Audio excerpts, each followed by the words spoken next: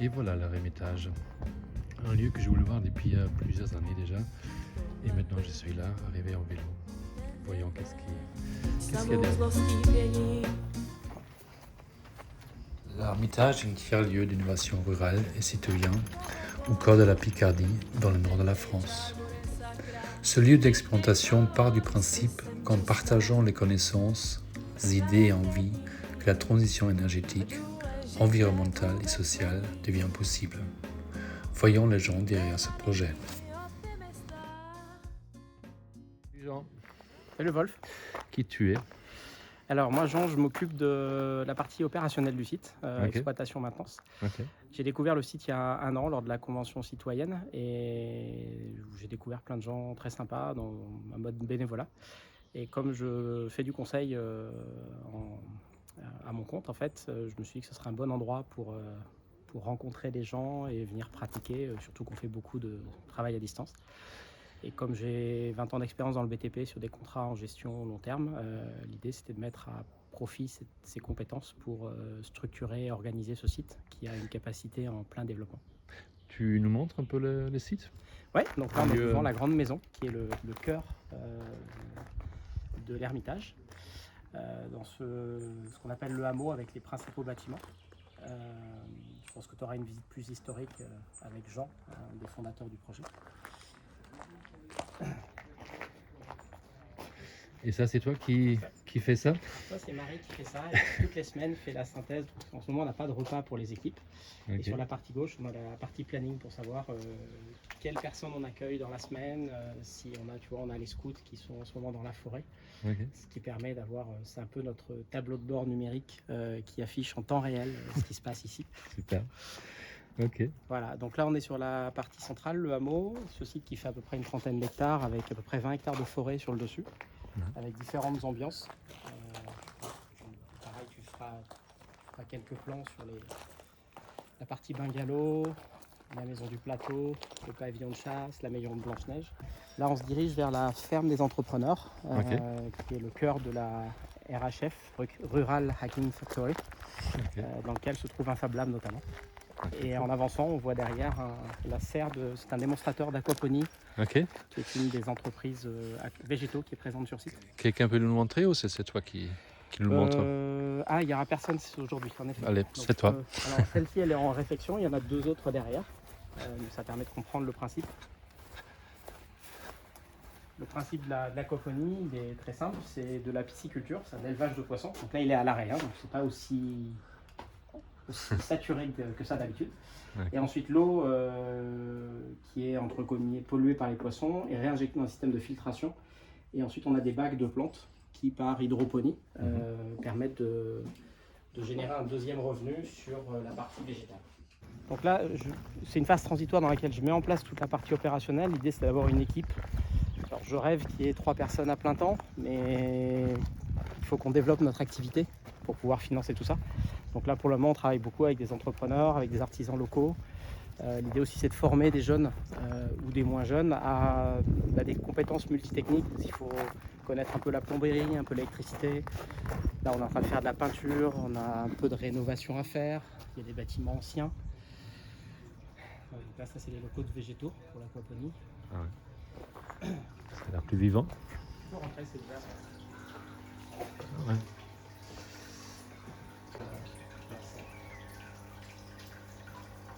Voilà.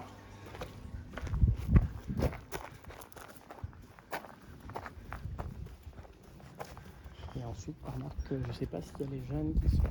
Bah oui, remarque, un peu. Hop, pardon. On va aller voir Tristan et Alexandre. Donc, Hey, Salut hello. Tristan. Bonjour, Alors, qui es-tu? Qu'est-ce que tu fais ici? je suis Fob Manager, maître machine sur tout le site, Ok. que maître numérique. Voilà. Ok. Que ce soit du réseau, que ce soit des imprimantes 3D, que ce soit des mails qui marchent pas, en général ça me tombe dessus, et la formation numérique aussi. Tu nous montres un peu? Donc salle de cours Ok. qui vient d'être occupée. Donc là il y a eu un atelier de fabrication numérique en découpe vinyle, donc rien de nouveau pour ceux qui connaissent déjà. Et donc c'était avec 8 personnes là. Cette salle permet de faire énormément de choses, autant de faire du des cours, simplement, que ce soit du reconditionnement, que ce soit de la fabrication numérique, que ce soit une salle de réunion, qu'importe. On a aussi une zone reconditionnement qui est en cours de travail, donc là vous pouvez la voir. Tada! Ok, wow. Donc ouais, il y a beaucoup de matériel. C'est encore en cours de construction au niveau de la chaîne. Donc voilà, c'est comme ça qu'on a les ordinateurs portables avec lesquels on a pu faire aujourd'hui par exemple un cours de fabrication numérique. Parfait.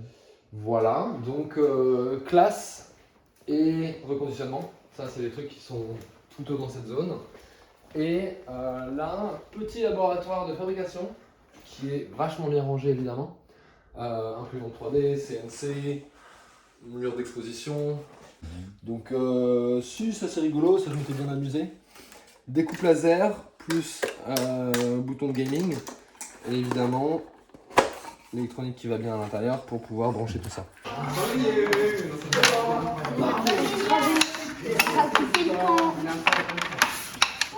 Bonjour, Wolf. Qu'est-ce que tu fais ici? Moi, je suis arrivée en janvier à la direction de l'association. Ok. Arrivée à un moment de ma vie où je suis contente de me retrouver dans ce type d'écosystème, où il y a pas mal de possibilités d'initiatives, où on est tous mus par la volonté d'essayer d'agir pour ce territoire, de le transformer et de tordre le cou à tout le pessimisme ambiant et à montrer que en agissant collectivement, on peut faire des choses qui nous dépassent, qui sont chouettes, quoi. Un collectif qui sait appréhender la complexité d'un territoire, d'un écosystème, des interactions qui peuvent exister entre le public, le privé, embrasser les enjeux qui nous occupent en matière de transition écologique, économique, environnementale, sociale. On ne pouvait pas travailler chacun dans son couloir, mais qu'il fallait qu'on essaye de travailler de manière écosystémique. Voilà. On estime qu'il faut d'abord tester les choses, les éprouver pour vérifier si ce qu'on entreprend correspond à un besoin réel, s'il y a un modèle économique derrière, si ça mérite de passer à l'échelle, plutôt que de construire des gros machins qui coûtent très cher et qui finalement ne sont pas opérationnels. Aujourd'hui, c'est finalement des activités de 4 natures. Donc il y en a une, c'est le café associatif que tu vois là. Donc, tu me le montres peut-être?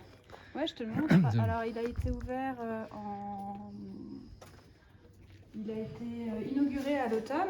On a pu faire quelques investissements grâce à des soutiens leaders, donc Europe, région, département, communauté de communes, pour que ce café soit opérationnel. Donc on va retravailler notre offre. Et du coup, et aussi que les habitants s'en emparent pour faire des choses ici. Parce que le but du jeu, c'est pas juste de vendre des cafés et des bières, mais c'est de s'y rencontrer, quoi. Bonjour Jean. Bonjour Wolf, moi c'est Jean Carinti et je suis un des repreneurs de l'Ermitage. Parfait. Alors c'est quoi l'Ermitage? Alors l'Ermitage, c'est un lieu qui date des années 30 et qui a été construit sur le champ de bataille de la guerre de 14-18. C'est un entrepreneur en pierre de taille qui avait bien réussi dans l'après-guerre. Il faut savoir que le village d'Autrèche où se trouve l'Ermitage, qui est donc à la frontière entre l'Aisne et l'Oise, entre Compiègne et Soissons, a été complètement détruit pendant la guerre de 14-18. Tout ça autour, là, c'était le front de la guerre 14. Là-bas, les Allemands. Ok, allez, on va aller voir les Allemands. On va voir de l'autre côté l'armée allemande. Okay, de l'autre côté là-bas sur les crêtes. Et quand tu regardes là, de l'autre côté là c'était les Français. Et donc tous les chemins dans la forêt, c'est des anciennes tranchées. Des locaux hospitaliers. Et donc c'est des gens qui vivaient ici dans une maison familiale consacrée aux soins dont ils avaient besoin. Et c'était des gens qui n'étaient plus contagieux. Ils avaient une maladie qui s'appelle la lèpre. Ils n'étaient plus contagieux, mais ils avaient besoin de leur propre infrastructure pour vivre en communauté. Ils voulaient vivre comme ils le souhaitaient, avec leurs règles. Donc ils ont monté une des premières fraternités de malades en Europe d'après-guerre. Et ils ont très vite commencé à réfléchir à leur place dans la société. Donc ils ont fondé en 1960 à l'initiative d'un de leurs membres qui était un valide mais un directeur, un ancien résistant qui s'appelait Bertrand de la Roque. Ils ont fondé une ONG internationale qui est assez connue en France dans les milieux de la coopération internationale de développement qui s'appelle le CIDR. Ils ont fait un centre de formation et par exemple on va aller voir si c'est ouvert, je ne sais pas si le garage est ouvert, j'espère qu'il est ouvert. On va aller voir s'il y avait des ateliers ici pour préparer les coopérants internationaux à travailler dans des environnements où ils avaient besoin de se débrouiller avec leurs moyens. Donc ouais, on va rentrer. Donc dans ce hangar, qui était un garage agricole au départ, ils avaient au fond là-bas fait une fonderie, un atelier de ferronnerie et une fonderie. Là, tu avais un atelier mécanique, donc tu apprenais à réparer une 504 diesel et tous les véhicules. Et ils avaient également un atelier de bricolage et ils apprenaient vraiment ici. Et en même temps, ça permettait d'entretenir le domaine. Aujourd'hui, tu as constaté que ça ressemble un peu à un foutoir. Le travail, ça va être de le consolider et de lui donner un avenir. Honnêtement, n'importe quel architecte l'aurait détruit. Et nous, notre impératif à l'Ermitage, ça fait partie de nos préoccupations, c'est de garder pour transformer et donner une nouvelle vocation. Et bien entendu, travailler à trouver un modèle économique. Parce que s'il n'y a pas de modèle économique, donc on travaille au plus près avec le fameux programme manufacture de proximité à transformer ce bâtiment en atelier de production et ça va être plutôt de la menuiserie ici. Voilà, Alexis. Bonjour. Qui est menuisier et qui est là, lui, en résidence. Il utilise le matériel, mais c'est pas lui qui a le bail. Comme ça, il sous-loue en fait quand il a besoin et il travaille dans. C'est un ancien. Bénévole. Alors, tu as été bénévole, mais tu as été aussi avant dans une autre vie professionnelle, dans un tout autre domaine. Ouais. Je viens ponctuellement faire des chantiers ou d'aménagement ou de petites créations personnelles. Voilà. Tu veux montrer rapidement ton atelier ou... Oui. Et Eric. Excuse-moi Eric, bonjour Eric. Lui est cadre technique à la recyclerie. Ok, génial. Il encadre des gens en insertion dans la petite recyclerie qui est juste derrière. Là. Ok, on va les découvrir. Qui est fermé là. Ouais. Là. Tu vas le nous montrer tout à l'heure? Ben, j'ai pas les clés, ils sont partis là. Moi, Mince. je suis en vacances. Je sais pas que ton oncle ne te dérange pas. Là. Ok, bon. Bonnes vacances alors. Voilà, donc ça c'est l'atelier qui est partagé, c'est Végétaux qui est ici, la société d'Acoponie qui a le bail, mais Alexis il est compagnon de route de Végétaux et maintenant lui il est à son compte et il travaille aussi dans la menuiserie, t'es intérimaire, tu bosses dans les... Là, je fais des petits porte-savons. Ah ouais. Une commande de 150. Ok. Mignon. Ça c'est une scie à onglet. Onglet puisqu'on peut mettre des angles. Ouais. Comme ça. Ça c'est un conduit à bois. Donc au-dessus on a la dégauchisseuse pour aplanir une surface. Une fois qu'on a une surface bien plane, on la passe dans la raboteuse ici qui va usiner par le dessus. Donc en bas on a la surface bien plane. Et au-dessus, après, comme ça, on sort avec ça rabote au-dessus. Et on a une surface parfaitement plane et parallèle, japonaise. Trop beau. Ah, j'ai plus tous les noms en tête. Ça, c'est la petite Dozuki. Il y en a une qui s'appelle Ryoba, je sais plus. Ça coûte pas très cher, c'est très efficace, mais on scie en tirant. Ouais. Là où sur les autres, c'est classique. Un atelier, ici ils font de la rénovation de meubles et de la fabrication de meubles avec de la palette.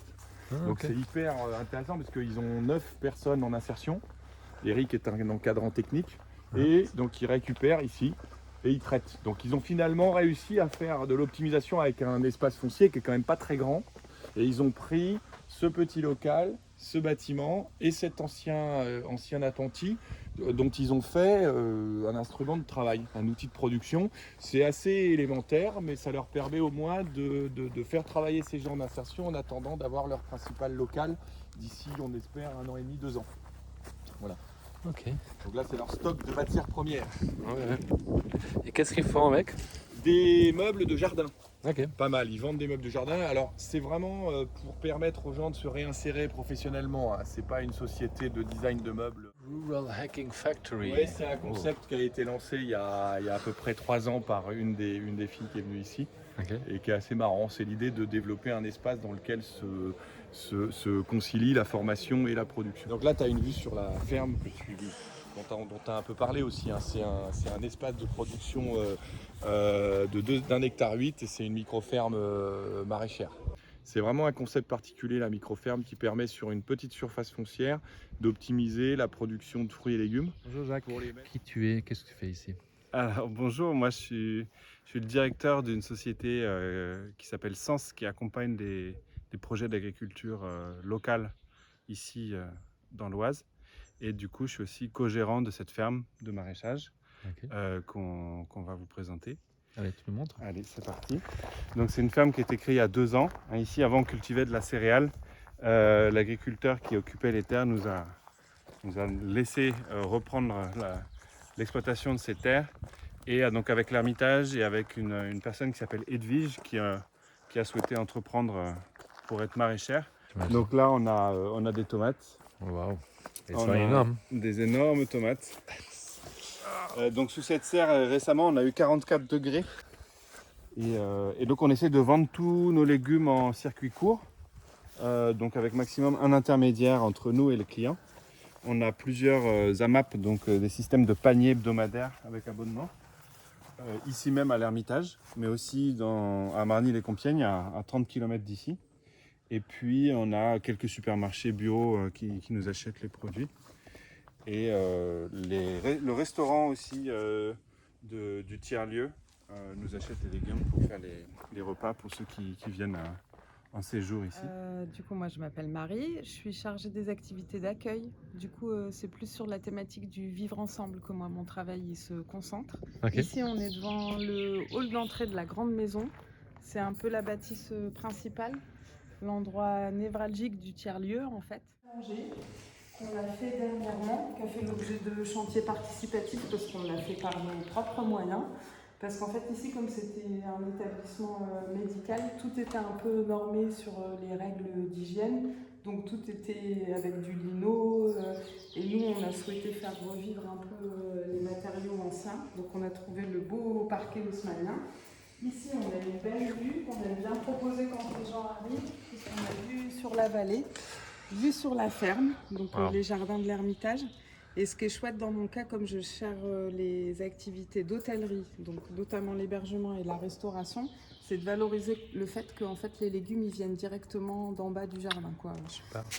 Donc voilà, ici on peut à peu près accueillir une trentaine de personnes.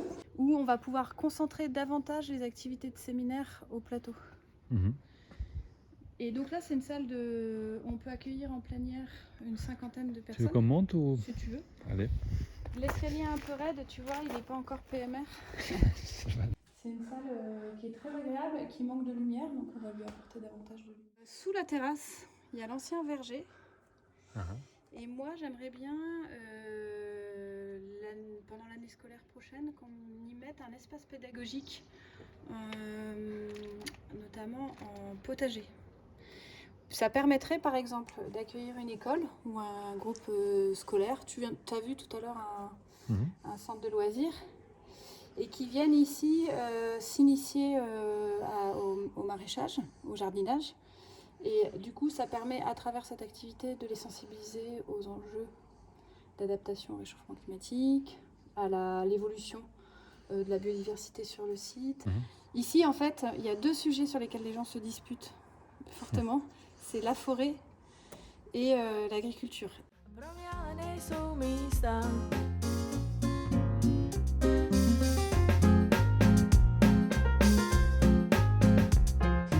Voilà, maintenant on est dans la forêt. Alors qu'est-ce qu'il y a dans la forêt à voir, à raconter plutôt? La forêt, c'est quand même 22 hectares sur 30 à l'Ermitage. Okay. C'est tout petit et c'est grand à la fois. Trop petit pour s'y perdre, mais suffisamment grand pour s'y promener et avoir à le gérer. Et donc nous on travaille avec un expert forestier qui s'appelle Jean-Marc Penaud et avec lequel on rédige un plan de gestion de la forêt.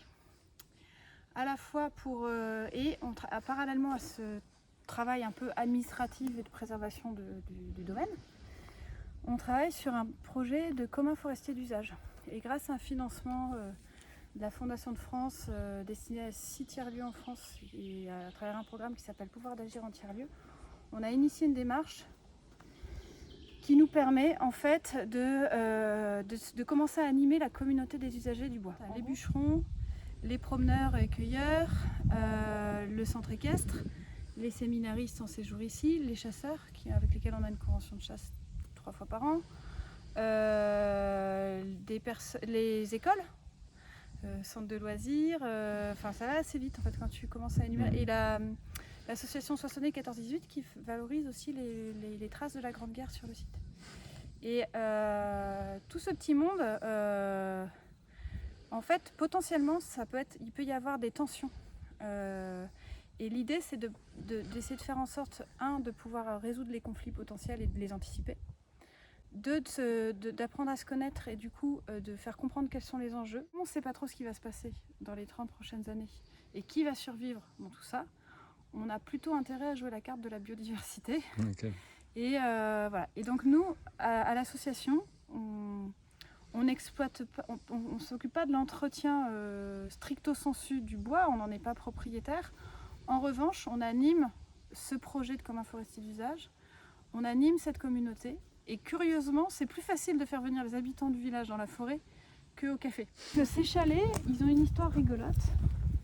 C'est qu'ils ont été construits dans les années 70 pour accueillir des coopérants du CIDR qui venaient ici se former avant de partir en Afrique, dans plusieurs pays du monde, je crois qu'aussi il y avait au Moyen-Orient, en mission.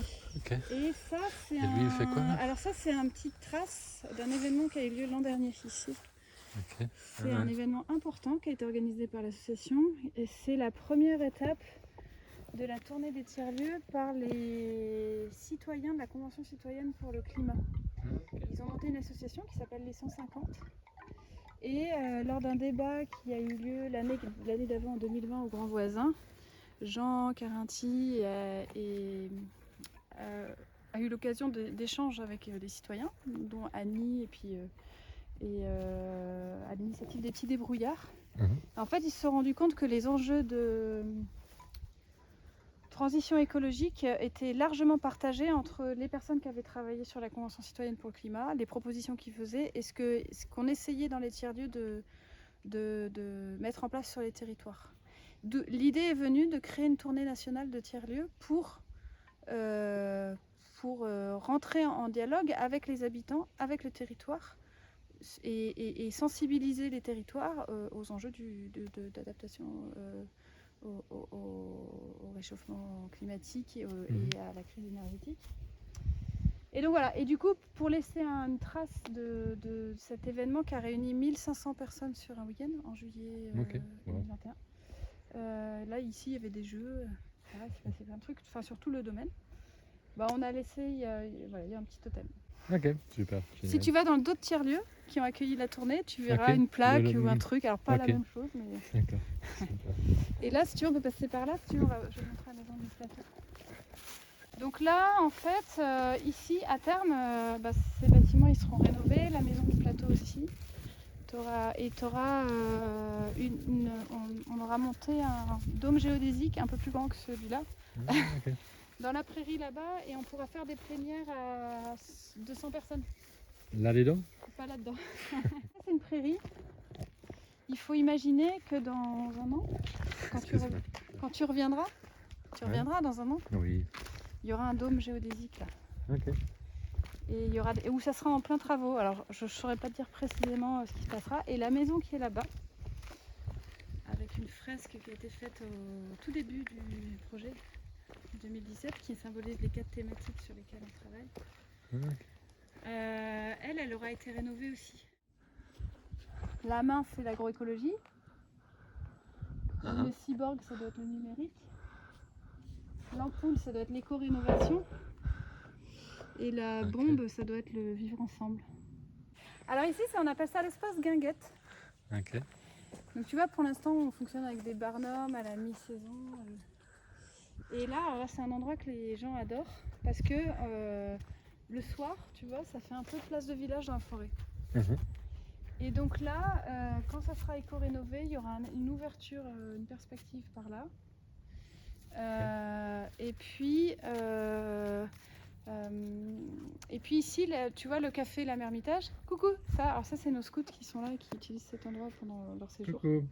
Je suis là avec Wolf, de passage, et qui découvre le lieu avec un micro et. Je peux te filmer? Oui. Ok, très bien. Et donc, tu vois le bar, le café associatif qui est en bas, l'idée c'est d'avoir un second spot ici. On se met en mode guinguette. Le truc noir, c'est un éclat d'obus. Ah ouais. Donc cet arbre-là, en fait, il a reçu un éclat d'obus il y a 100 ans. Un peu plus de 100 ans. Et les bûcherons le savent bien ici, quand ils coupent des arbres, ils peuvent avoir des lames qui sont abîmées. Ce qui rend l'exploitation commerciale de cette forêt pas évidente. Et là, c'est un pavillon de chasse qui va être réhabilité aussi, transformé en gîte. Même. Sinon, l'association, si je résume, tu as le café, tu as des activités de programmation événementielle et de médiation, multithématiques avec un gros volet numérique, Fab Lab. Et tu as une partie sociale. Dans le social, j'entends par là tout ce qui permet d'accompagner les personnes dans leur parcours de vie ou en service. Donc par exemple, on a un conseiller numérique France Service sur le site, donc il accompagne des personnes dans leurs usages du numérique. Le bureau de conseiller numérique, c'est un gars qui est, Qu'est-ce qu'il fait? qui est payé par l'État français et qui nous donne une subvention au sein de l'association dont l'Hermitage a été fondatrice, qui s'appelle Hermitage Expérimentation. Et là, il reçoit entre 1 et 2 personnes en consultation sur de la médiation numérique et de l'accompagnement aux démarches administratives par semaine. Ok. Donc là, il a été formé. Tristan t'expliquera. C'est un gars qui s'appelle Alexandre. Je suis conseiller numérique ici à l'Hermitage. Ok. Et conseiller numérique, ça consiste en fait, j'aide les gens qui veulent en apprendre plus sur l'ordinateur ou qui sont complètement débutants, donc à découvrir l'ordinateur. Ok. Aussi bien l'ordinateur que les tablettes, les smartphones. Donc je leur apprends en fait à utiliser le matériel numérique. C'est pour ça, conseiller numérique. Ok. Et aussi, j'ai dans le même temps, je fais aussi ce qu'on appelle les mercredis ici. Okay. Et c'est un nom un peu farfelu pour juste en fait tous les mercredis. Ce qu'on fait, c'est qu'on apprend du coup aux enfants ou aux ados, ceux qui viennent, à utiliser des machines. Donc c'est surveillé, je suis là, enfin voilà. Et je leur apprends vraiment à faire du dessin vectoriel. Et ensuite, une fois qu'on a notre dessin, on peut passer sur les machines, créer des stickers, donc des autocollants, comme il peut y avoir sur toutes les portes. Ici, il y a des autocollants sur toutes les portes. Ok, voilà. tu me montres. Ah bah, comme ici. Là, on crée restauration. Okay. Enfin voilà, ça c'est les choses qu'on peut faire du coup avec le vinyle. Bien que c'est pas ce que j'apprends aux enfants à écrire restauration, voilà, on prend plutôt des dessins qui leur plaisent. Je suis Latifa Danfaka, donc je suis une des cofondatrices de l'Hermitage. Je suis arrivée ici il y a quasiment 5 ans et en fait ici j'ai une double casquette.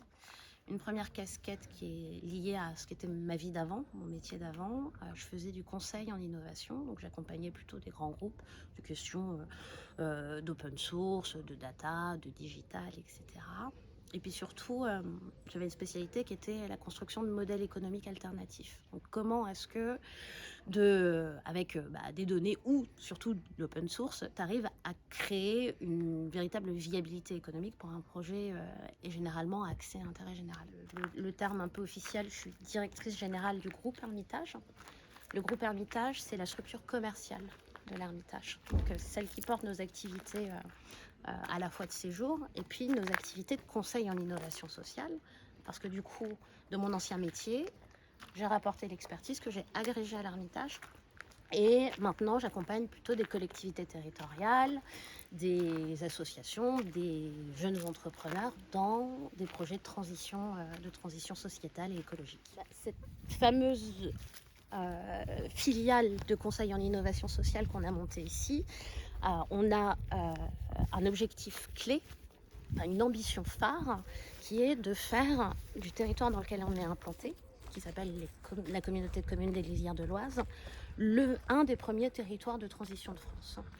Et donc là-dessus, qu'est-ce que ça veut dire? C'est ça, ce fameux point de vue. Et finalement, mon bureau, voilà. Et donc en fait, moi ce que je veux, c'est que par l'accompagnement un peu alternatif de projets que l'on réalise auprès de nos collectivités, auprès d'entrepreneurs du territoire, de citoyens du territoire, c'est petit à petit mettre en place toutes les briques pour que cet espace magnifique soit aussi un espace de transition ambitieuse et surtout réelle et effective. Et c'est pour ça que j'en mettrai là.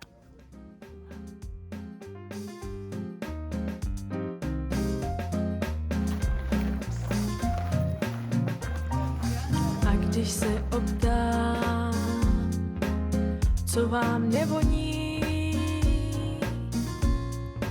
Slečna se